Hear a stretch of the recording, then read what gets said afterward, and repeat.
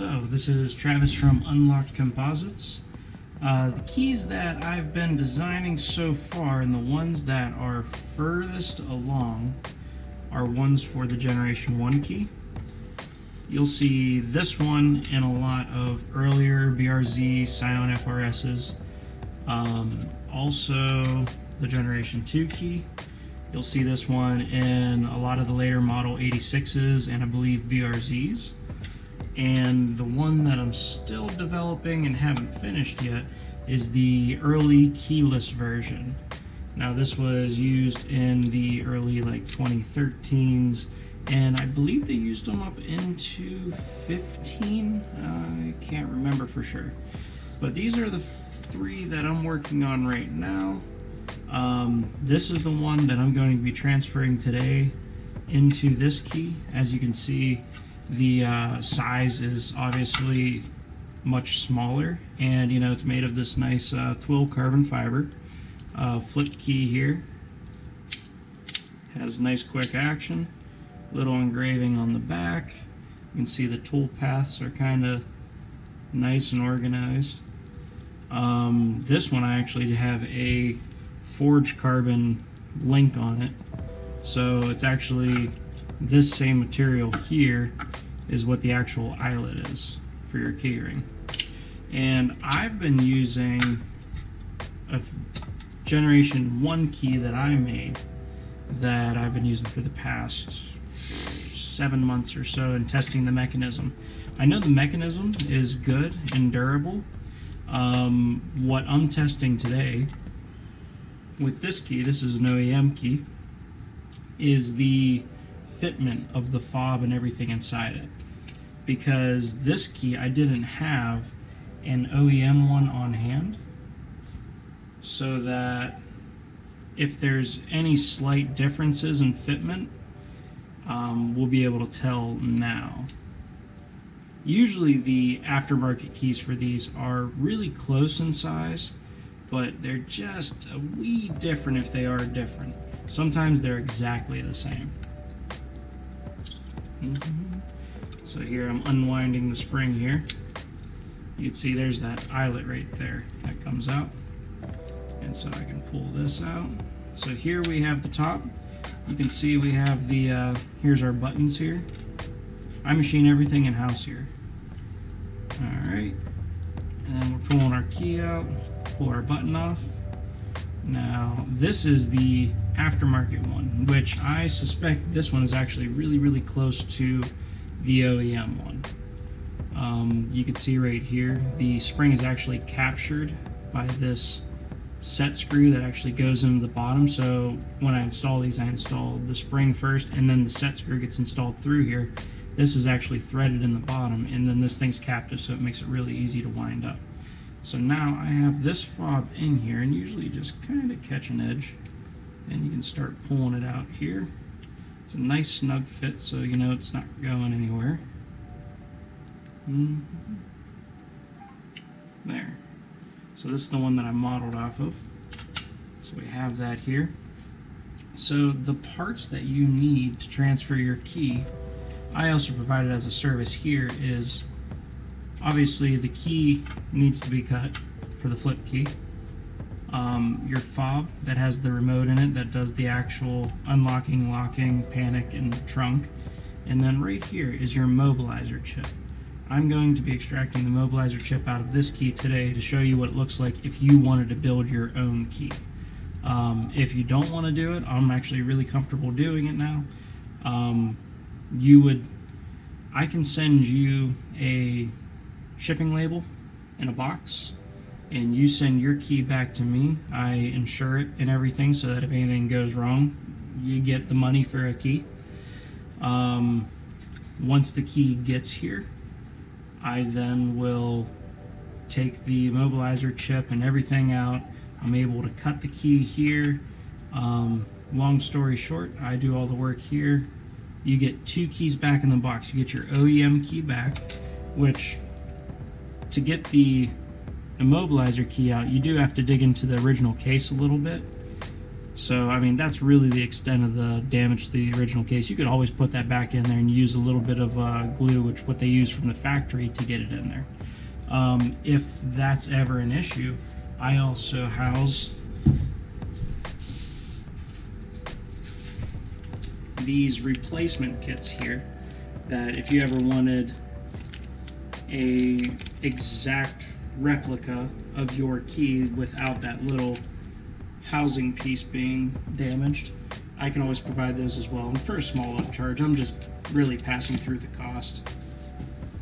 But really, once you have the flip key, it's really nice to not have to use the original key, because the original keys are really just kind of plasticky and they feel cheap. But when you get these parts, they just, I mean, carbon fiber, it's a nice material. I like it.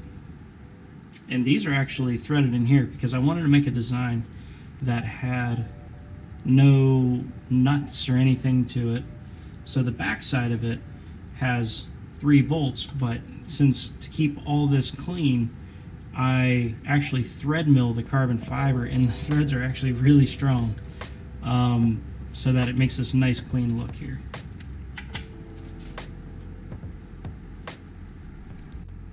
Alright, so let's start this. Now, Marty Zagatti is the person that I chose to test the key out. And so he sent his key in here, and I will do the service work just like I would with anybody else's key that gets sent in here. We're going to extract the immobilizer chip, we're going to switch over the fob, and we're going to cut him a key. So this is going to be what that process looks like for those who want to do their own key at home, which will save a little bit in the end price, because at the end of the day, if I'm doing 20 of these, it's going to take some time. So I'm just, I'm probably going to have a add-on or something in a drop-down for if you want me to do it or if you want to do it yourself. Alright, so we are going to pull this case open here, and we get a nice decent sized flathead. We can reach it right in here and pop that open and gently kind of pry around the case. Come on. There it is. So now we got this right here. So we're not going to get these mixed up. So I'm going to pull that fob and immobilizer chip out. So here's his fob, which we will check the fitment on that soon. I'm going to pull his buttons about here. These are the stock OEM buttons. And now, probably going to take this key ring off so it's easier to work with.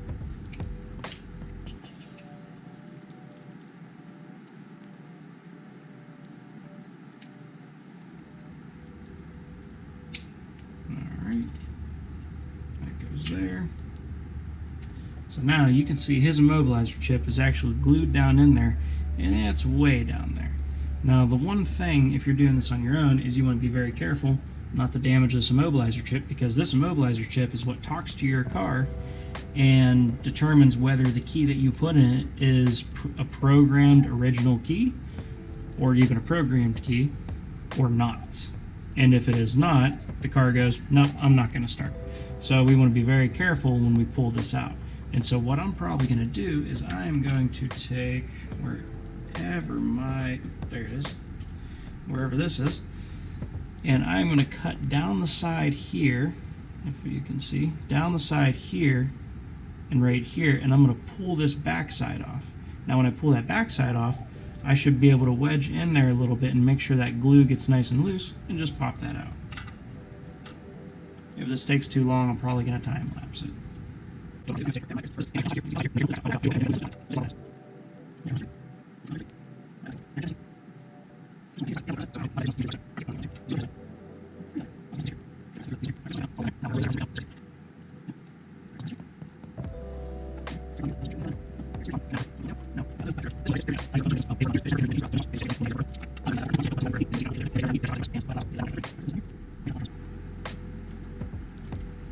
So the car that I have is a 2013 BRZ, and obviously when I had this idea for these nice keys, I I did my own first.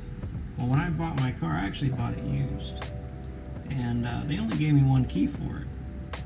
And I didn't have all these other keys around, like these ones that I purchased to practice on. And the first one I did was a wee bit nerve-wracking, because it was the only key that I had. And if I cracked that chip, I wasn't going to be able to go to work the next day. Which now this is my work. Doing carbon fiber work is my full-time job. Let's get in here. I can hear it releasing a little bit.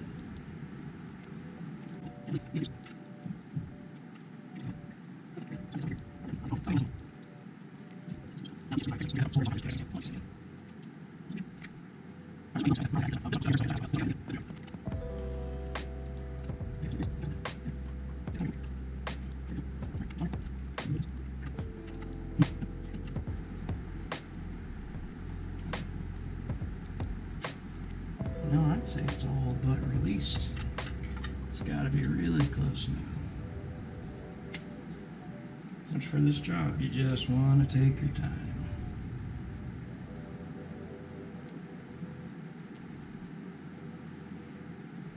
Look at that. It is liberated, almost. So I'm going to grab a little bit wider tip here. So for those of the people that might not have steady hands or something of that nature, or don't really feel like getting into it, it might be worth a couple bucks to have someone pull that out. You can see that glue's all bubbled up down in there. They put a good dollop in there and just kind of put it down in. Look at that. We got our chip out. You can see there's extra epoxy on it, but not chipped up. Good shape. Good to go. Probably going to scrape the surface a little bit. Now, they did not provision the ability to take the chip out very easily. When I machined this pocket. You can see these corners are real nice and sharp. They're actually a 1 millimeter end will go down in there. But then I leave this right here, which allows you to reach down in and pop that chip out. And then you're good to go. So let's kind of clean this up here a little bit, get our excess off. It's funny, for how good that epoxy holds, it's still kind of gummy. And sometimes, I don't know if you'll be able to see it, on some of these chips, you can see the Texas Instruments logo.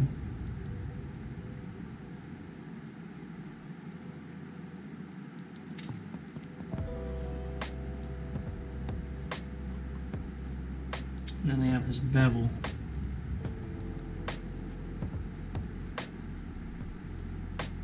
They use these chips across a ton of platforms, which usually you can see on the key. See it says G. For our cars, they're usually a G or an H chip, but that signifies what type of chip is in here. Which is the other reason. I mean, send all your stock stuff back. You have that information. You have your FCC numbers and things of that nature, which the FCC numbers should also be on here, but just it's nice to have everything. So we got our chip right here. Now you can see location-wise, when you're turning the car on, you want that chip to be nice and close to the ignition. And so I have approximate same distance and everything of that nature. Never had an issue with it. Is that where that chip goes? And what I do is I usually put the higher end of the chip towards the back. Look at that, like a glove. And this does not fall out. Like, it's meant to be a little bit of a press fit. It's not going anywhere. But if you want it to come out, just go like that. You're free. You're good to go. So we're going to put that nice and down in there. Now we want to put our OEM fob in there. And look at that. Again, not going anywhere. It's a nice snug fit. My goal is for everything to fit perfectly the first time, because, you know, there's no reason to have anybody messing with something. So now, what I'm going to do is I'm going to go cut this key, which Again, if you send your key in, you don't have to go to a blacksmith. I do everything here. It's shipped from you to me. I make sure it's insured, and when I ship it to you, I make sure it's insured. I will be back. I'm going to cut that key.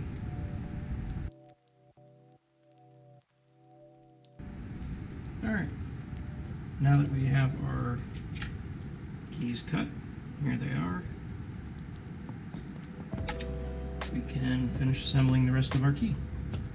So, we're going to put our key not in there, we're going to put our button on first. So put our button on, we turn it clockwise until it kind of seats and grabs the spring. We can put this on next, and then we're going to start winding it. It's going to start giving us some pressure here. So I think this is going to be about as much pressure as we want. Let's get this flipped over into our tray. Alright, we're holding it together.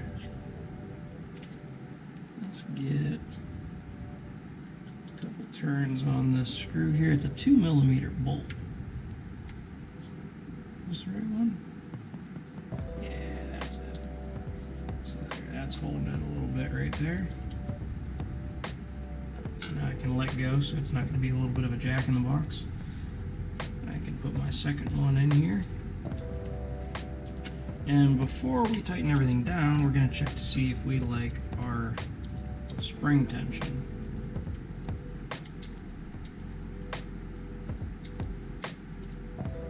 So we don't need the back one in to do that. I'm going to close it.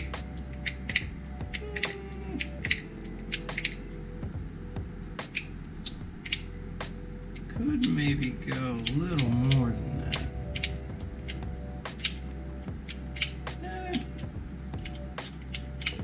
That's not bad. Alright, so it'll work smoother. We're going to put the rest of it together here. So we put our eyelet in there. Put that bolt in. Tighten it in. Nice and snug. You obviously don't want to over tighten these. I mean, we are tightening into carbon fiber. They do hold, they're very strong, but I mean, it's not the strongest thing known to man. Neither is steel. Yeah, that's pretty good. So now we took a key that looked like this, just for effect. I'm gonna put his buttons back in there.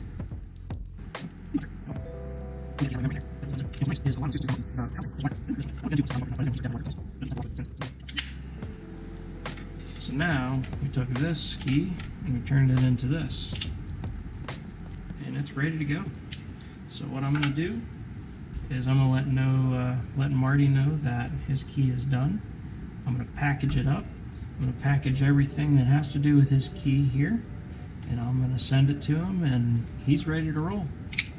Thank you, Marty, for being the first one. There's your key. And I might also send you buttons that actually have labels on them. I do have buttons that have labels on them. I got really used to mine not having any labels on them because it looks really clean, and I know where all my buttons are, but I have ones with labels. For the Panic, they have like exclamation points, T for trunk, U for unlock, lock is just, L. Which in the future we could do all kinds of versions. I mean, this is pretty limitless. Everything here I make. This is all made in-house. I've been machining carbon fiber and different materials for at least 4 years now, and I've been machining for quite a while. So this is what I like to do. So, I mean, my goal is to make a key that you want to carry. I mean, this thing feels really nice. It fits in the hand. That's what the whole reason of kind of this shape is. It's something when you hold on to, it's nice. And it's not like sticking out too far or anything of that nature in the car. It's just a good shape. So, I'll be getting back to you guys, and this key, we're going to let Marty test it for a while. This first gen key, I need to launch it because it is ready. I've been testing that one for months. I know the mechanism's good on these. I just want to make sure everything's happy with the buttons and he likes everything, and that we have a good user experience, because that's the entire goal of this, is to make something that you want to carry.